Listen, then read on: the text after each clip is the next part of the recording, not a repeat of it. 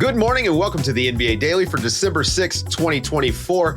Coming up, the Cavs keep rolling and the Nuggets are not looking good. We got Ben Taylor from Thinking Basketball to give the contender sniff test to the contenders in the NBA. And S dug up some stats that are they're absurd. Good morning, everybody. Good morning, S. Morning. Another interesting night in the NBA. It was a little bit of a Always dud night, is. right? Always like is. Yeah. No NBA Cup, and I just have felt such a letdown on these non-Cup nights. And then, you know what I did, S? I checked the schedule for tomorrow and had completely forgotten that there's no NBA Cup. There's no NBA Cup. What Cup am I going to do? Is over. Yeah. We're just waiting for the semifinal or quarterfinals. Quarterfinals. That's right. Yeah. Next week. But, we did get Cavs Nuggets. And, this is a matchup that we've been looking forward to. The Nuggets looking kind of better, but also not all the way better in the lead up to this. And the Cavs still rolling. They win this game, and it looked pretty easy. Nikola Jokić in the game puts up another triple-double. It's what he does. 139th of his career. He passed Magic Johnson for third on the all-time list. But S, for some reason, that's absurd. Can we take into consideration that he passed Magic Johnson? Magic Johnson. Yeah. Yes. The man who essentially invented, Oscar Robertson invented the triple-double. Magic Johnson came behind him. He popularized the triple-double. Yeah. There you go. That's a good way to put it. But for some reason, I'm watching this game and I keep thinking about the debate we used to have between Donovan Mitchell and Jamal Murray, and that is nowhere close to a debate right now. The bubble days. The bubble days of the popped. NBA. Yes. Oh, yeah. Yeah, the bubble popped. You're right. Because with Murray and Donovan Mitchell, you remember 2020, the battle between Denver and Utah in that series. They Amazing both had shot shots making. that rimmed out. Yeah, the shot making was crazy. They were both putting up 40 and 50-point games. That's when it was an actual debate. Yeah. And then, Mitchell turns into an all-NBA player. Murray doesn't necessarily ever become that type of player. In the regular season, goes on to become a huge part of the title team for the Nuggets, right? Like Denver doesn't win in 2023 without Jamal Murray just hooping out of his mind, right? That being said, the debate is over for Donovan Mitchell versus Jamal Murray. And it's been over for a while now. I think Mitchell is just by far the better player, by far the more effective player. And truthfully, Donovan Mitchell is underrated even amongst like the ranking he is in the NBA. People will say like a top 15-ish player. He, on any given day, he can compete with MVP type players. That's he could be the best player Mitchell's. in a playoff series. Yeah, 100%. And we've seen him do it already. We've seen him do it. Yeah. And I just think when on the other side of that coin, that Jamal Murray coin, man, he's supposed to be the number 2 guy to Jokić. He's supposed to be the guy who is like the all-star the in release waiting, valve for everything, right? And not even the release valve. He's supposed to be the guy who can go out and get you a bucket. And right now, Jokić is the only guy on this team that's able to get him a bucket. He's the only one who can set other guys up to score. Yeah. There's no dribble penetration. The driving kick game doesn't exist. And Murray was supposed to be this sort of secondary engine to create these things and to lead that sort of offense, especially when Jokić was on the bench. It's non-existent anymore. And you can't point the blame right now at what MPJ is doing. Aaron Gordon has looked okay since he's come back. I think that it starts. Christian Brown has been good. Yeah. Christian Brown's been good. It starts with Jamal Murray and then obviously the lack of a bench. But Murray's the huge problem there. But let's talk about Jokić. Jokić, incredible again.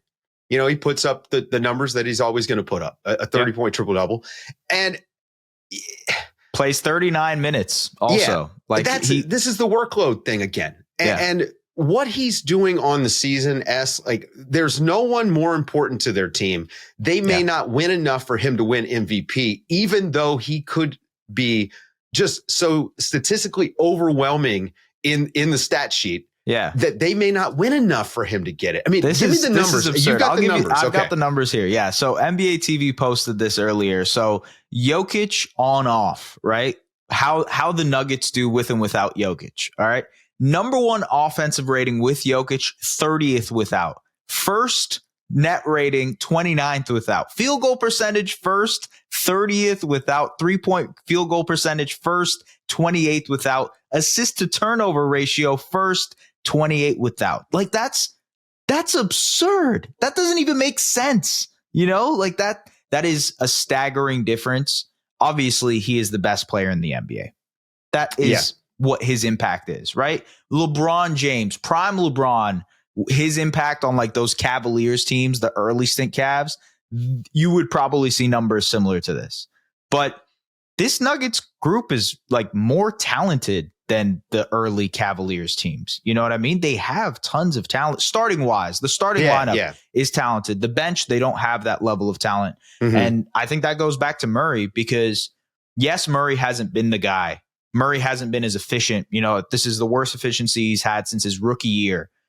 But at the same time, can it all be put on Murray when the rest of the talent isn't good enough either? Because I think you got to start looking at the front office and the couple of bad summers that they've had. And you know, Nuggets just fans letting talent walk out the door, right? That's right. And if you look around, you start to see Nuggets fans and even Nuggets media, you know, just saying, hey, we need a trade.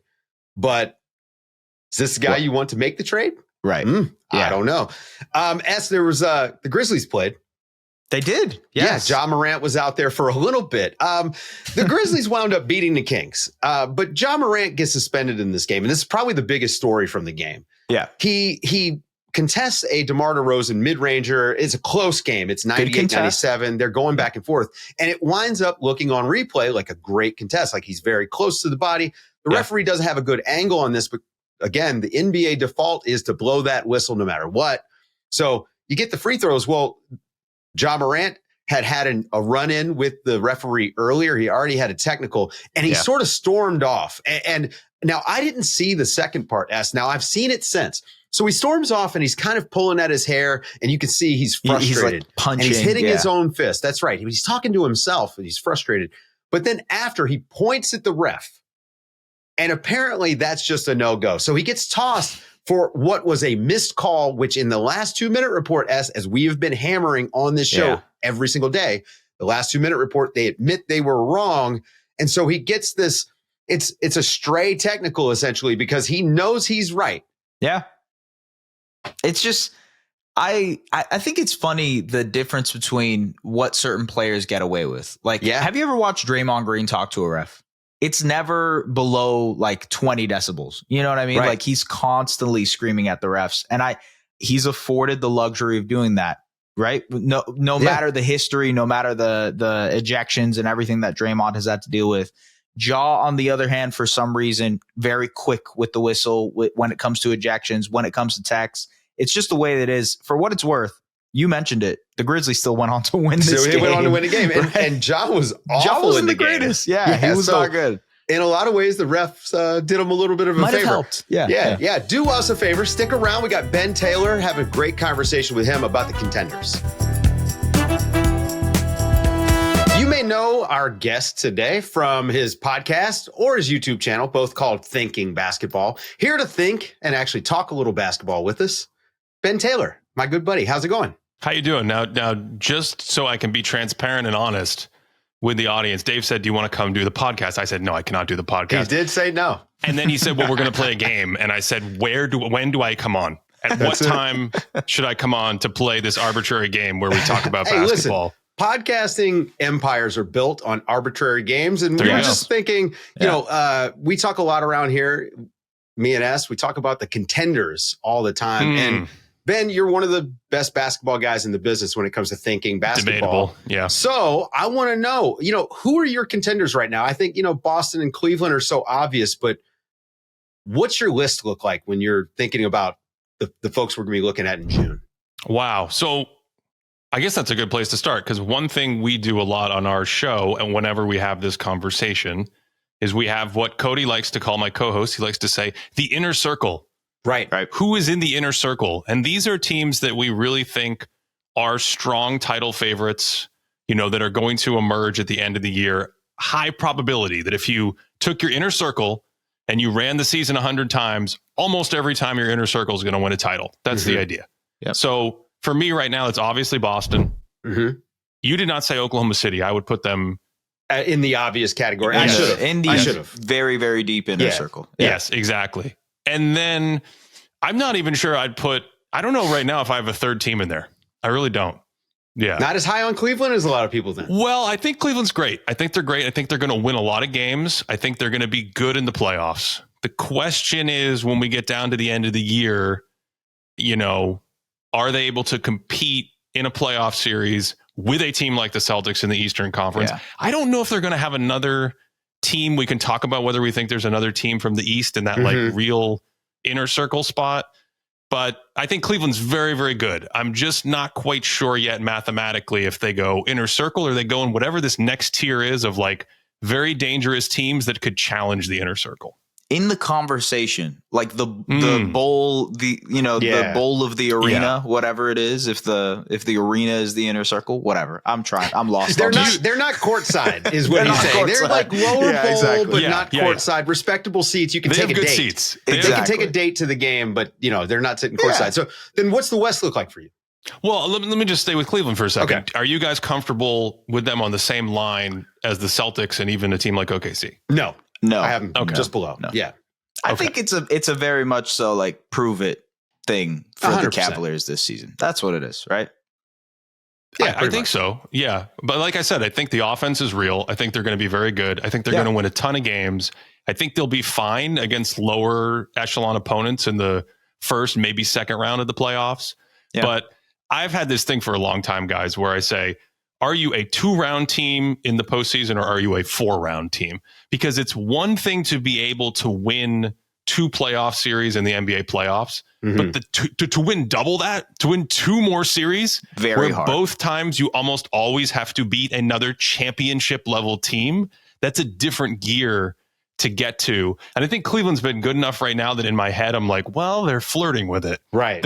They're close, but no, I'm not ready. I'm not comfortable enough to put them there yet. What would it take to get them there for you? Like, I mean, is it a trade? Is it upgrading at a spot? Is it just continuing this run? Like if they're right now, 19-3, if they wind up, if they're 30-6 or something, what I mean? Is that enough? Part of it would be continuing the run. I think, teams over the course of history who have dominant regular seasons, even if they have a lesser level in the playoffs, are still fantastic. Like if you win 65 games, you're a contender. Yeah. So that's part of it. Another part of it for me, and I'm not sure we'll see it just because they're having so much success in the regular season, would be something like Ben sits at home at night and he goes, what's going to happen to Evan Mobley and Jared Allen when teams try to stretch them out in the postseason? We actually saw this in the first meeting with the Celtics, right? Where you're just like, gosh, you got a 5-out team on one end that can kind of attack this double big thing. Cleveland's still built like an hourglass. They still have the 2 small guards. They put Garland into pick and roll constantly. And then on the other end, you have the bigs. And then on the flip side, the Celtics like to switch everything, which took away a lot of the guards that let me try to speak English. The Cavs guards. That's tough to say. The Cavs guards, right? Took away a lot of their actions that they like to run that create advantages. So I think over the course of the year, if I could also see something that's like, oh, Evan Mobley is shooting threes as a small ball center, then something might click a little more for me. Yeah, that's interesting because I think inner circle is a very, very tough level to crack. And I would agree with you. Boston and OKC are the 2, but is there anybody in the West that can compete with OKC? Because it feels like a much more divided conference than the East. Wait. Let me ask, though. How come Cleveland has to prove it and OKC doesn't? Because Ben, I if you have an answer to this. It's obvious. That's knows the answer. No, but I want to know. Why do they? Well, I think OKC is structurally built for everything we're talking about in the playoffs strategically, right? They can play super small. They can play big. They can play with a stretch big. They can play with iHeart, who's a slightly different option. So you can go jumbo and bruiser, those kinds of lineups.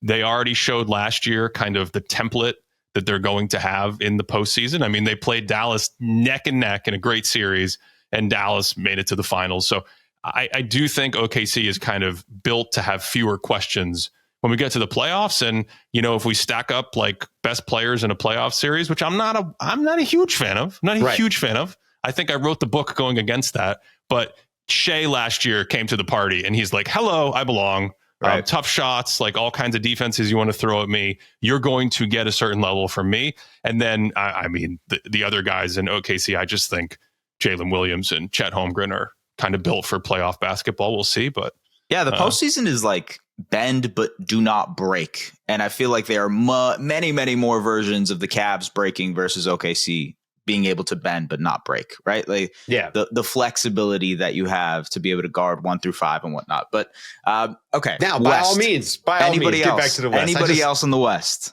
that you think could compete with OKC as an inner circle contender? I don't know about inner circle. I really don't.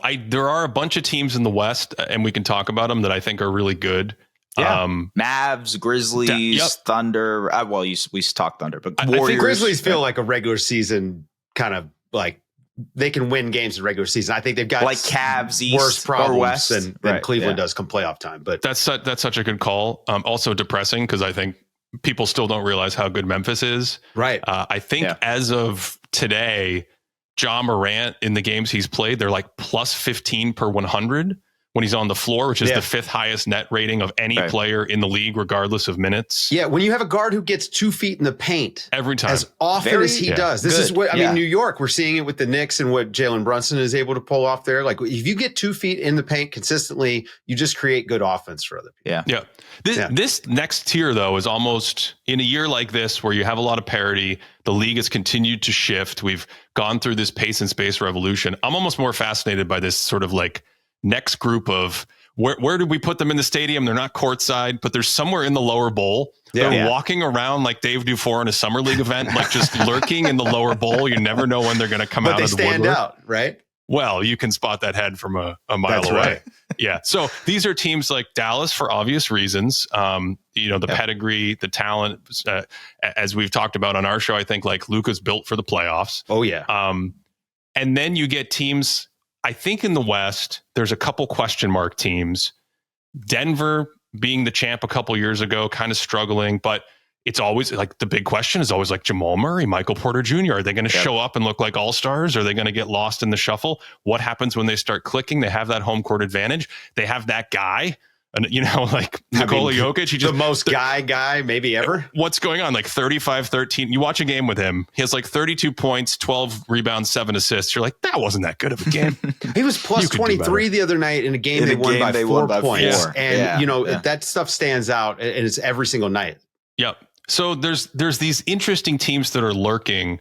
I've never been super high on this iteration of Phoenix. I don't think they have enough, but even Phoenix this far into the season is kind of like, well, what if they clicked? What if everything? This is actually the most that they've had, though, right? Like it has been the best version of it. Yeah.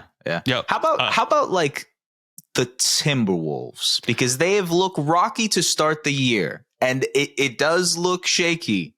Very, very bad offensively. At least for now, they've been 6th defensively. Surprisingly, do they change and become potentially an outer circle contender? How do you feel about that? Can I throw a curveball back at you? Please. Okay. All right. I am lower on the Timberwolves because of their trade. Yeah. I actually think it's the place that Karl Anthony Towns went that is another one of these teams. The Knicks have a crazy good offense right now. Right. Yep. What's going on with the defense? Is a Tom Thibodeau defense really going to go through the year and finish like 28th? Right. Maybe. I don't know. They're a weird team. They don't have depth, but maybe they need to get players back. Maybe they need to get some of their bigs back. Yeah. Maybe that's going to change things for them because they're playing like 6 guys like 38 minutes a night in November, which is the most Tibbs thing of all time. They want the NBA He was Cup. built for the NBA Cup. They want the NBA Cup. Yes.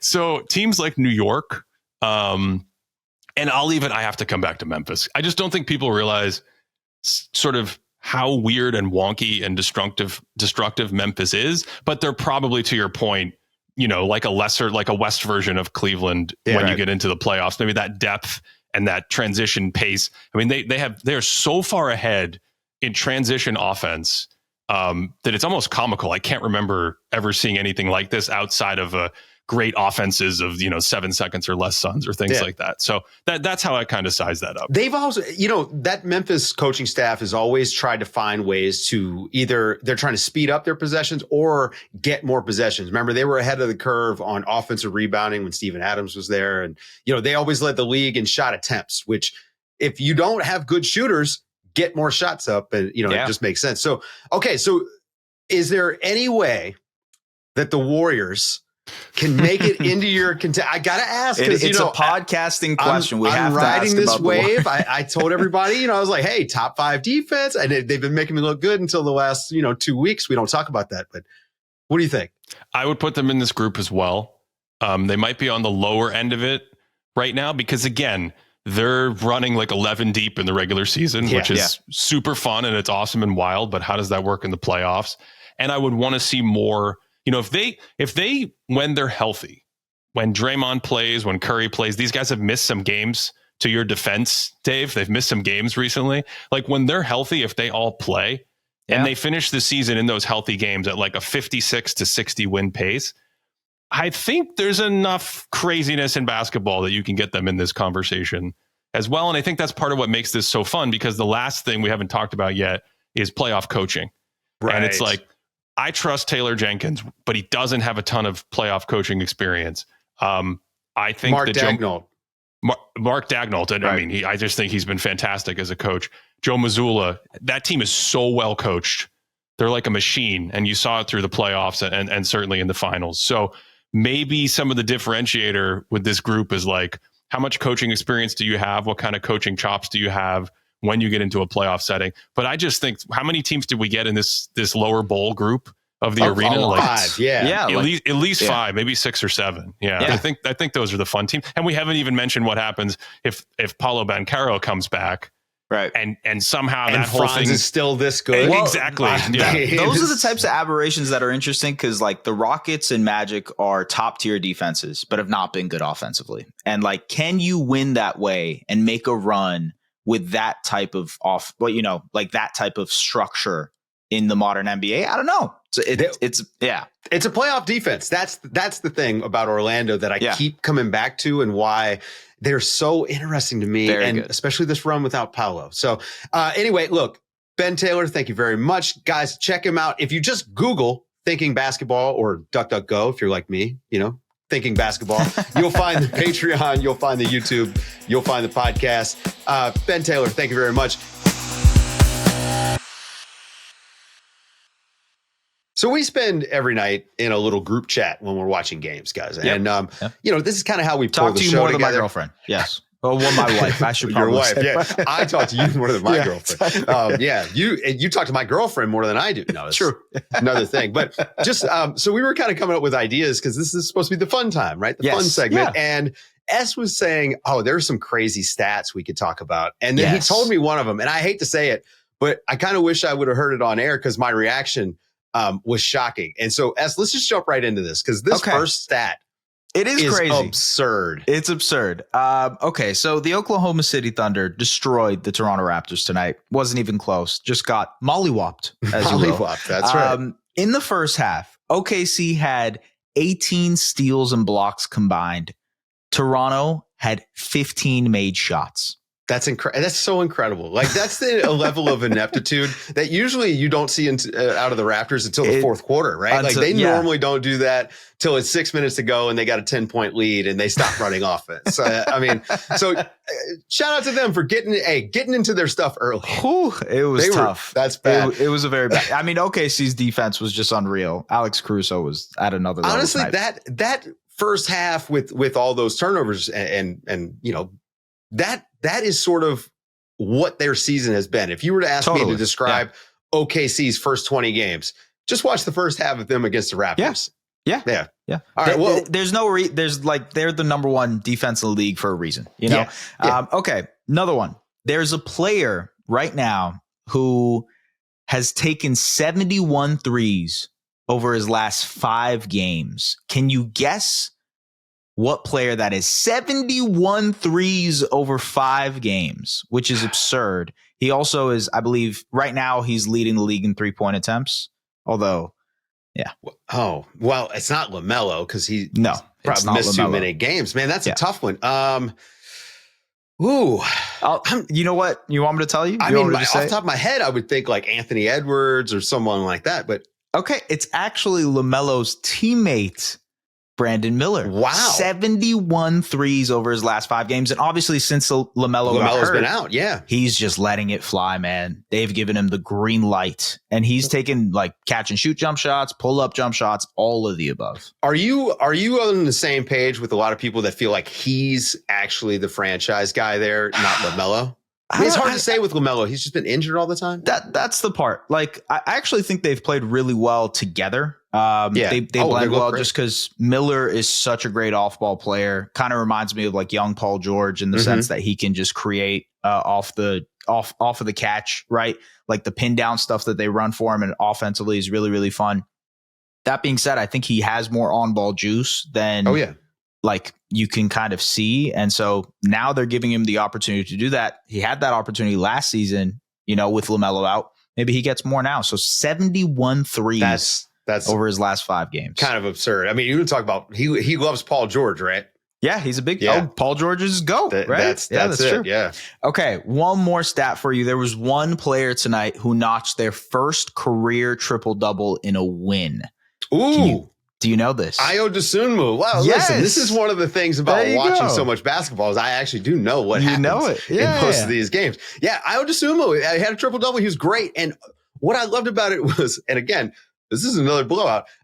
He never turned it off. And then when the Spurs made the fake comeback, I mean, it was just like still the same amount of energy from them. The Bulls, man, they are like fun. Man. They are a fun team. They're a very fun team. Vooch is going to be like. Everyone wants to trade away their guys, though. But who could they get? Like, could the Bulls? Get somebody? That. Like, why not? I don't know. Yeah, it's just they need to. Maybe I don't know. I can't get there. There maybe isn't a guy out there for them to get. Yeah. But I would love to see a Chicago Bulls team be competitive in the 2020s. It would be nice. Okay, well, I'll throw this at you. How about Brandon Ingram? Hey, I'm down for that.